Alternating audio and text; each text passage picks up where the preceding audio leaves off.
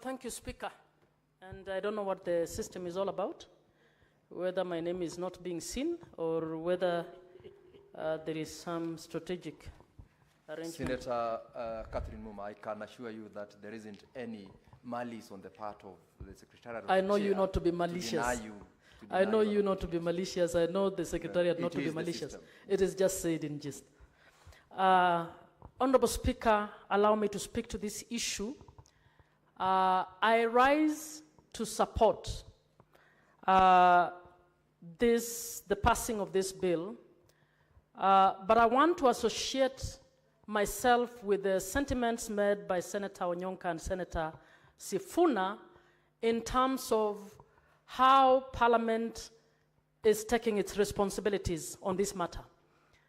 And Mr. Speaker, I wish to call upon our Committee on Finance to actually help us to play our role in terms of Article 1 and Article 96 on protecting of devolution by enabling us to actually report in an accountable manner so that we are able to clearly indicate to the citizens of Kenya why we must have a back and forth between the two houses. Mr. Speaker, I feel as Parliament, we actually have failed Kenyans when it comes to matters relating to additional allocation funds. Mr. Speaker, additional allocation funds are funds that are deployed towards the government of the day's projects largely. These are funds that are negotiated with development partners to deliver on certain development projects that have been prior discussed with development partners to take place in counties on county functions. So why we would take so much time, having agreed with development partners, bulk of these funds being loans on which we are going to pay interest, why Parliament would choose this to be the arena for showing off their egos between the two levels is not acceptable. And even as I say so, I served in the mediation committee on this bill, and the level of arrogance shown in terms of trying to discuss this issue, particularly by then chair of the mediation, chair of budget in National Assembly, then Ndindi Nyoro, now speaking as if he's a saint. The role he played in delaying the passing of this bill is not acceptable. Once you've negotiated that the World Bank is going to give us a loan, this other development partner is going to give us a loan to deliver on X, why must we wait for the egos of parliamentarians before we deploy that loan?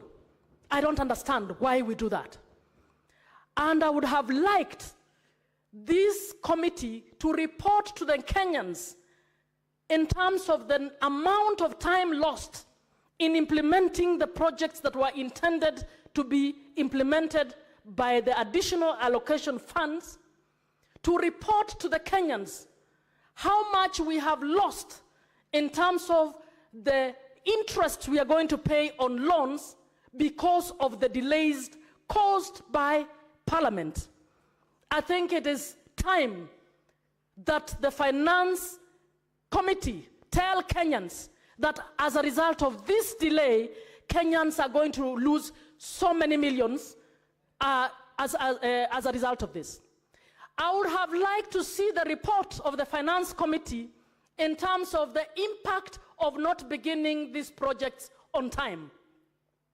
I would have liked to know from this committee whether in fact some of those projects will be begun given the time of the delay with this issue. Honorable Speaker, the KIPES is about national government project. It is the Kenya Kwanza which came up with the idea of giving 250 million to be matched by county governments in order to start the economic zones. Why do we have a reduction on this money? we would want the government to go back to the people and say, the idea we had around establishing the economic zones cannot be fully implemented because of this. So we are reducing it as a result of this. Are we going to continue telling Kenyans that this project is going on when in actual fact we have removed the money that will actually deliver on this issue? We need the committee to actually be speaking to these issues, so that those who tell the people on the podium that we are going to deliver X, but come in Parliament and claw back on those amounts, should be able to be called out to the public, so that the public knows the promise that was made here is unlikely to happen, because there is a pull and push between members of Parliament who think this should happen in this manner. Honorable Speaker, RMLF is actually before the courts, so I understand the fact that it has been held. But why the hell reduce the 5 million on the building of headquarters? I would want to understand. I would want some explanation, those of you in that committee. We are calling it only 5 million, but I would want to know, and I'm quoting Senator Mumma, the mover of this. do you want to be informed by Senator Eddy? I refuse to be informed, because I'm just quoting the mover of the bill, who actually tried to persuade us to say it is only 5 million that has been reduced, therefore we should just pass this.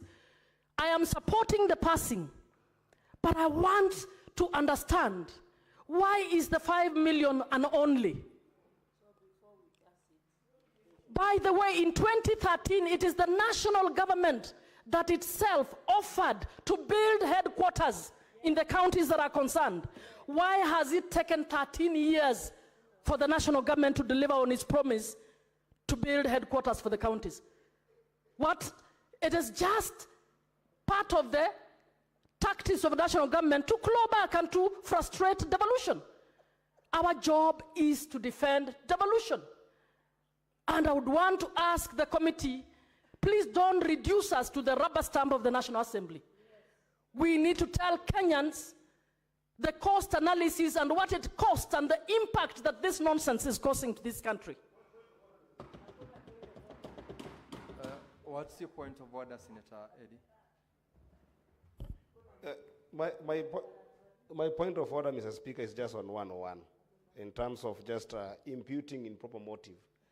I think that this committee, and I want to wish my colleagues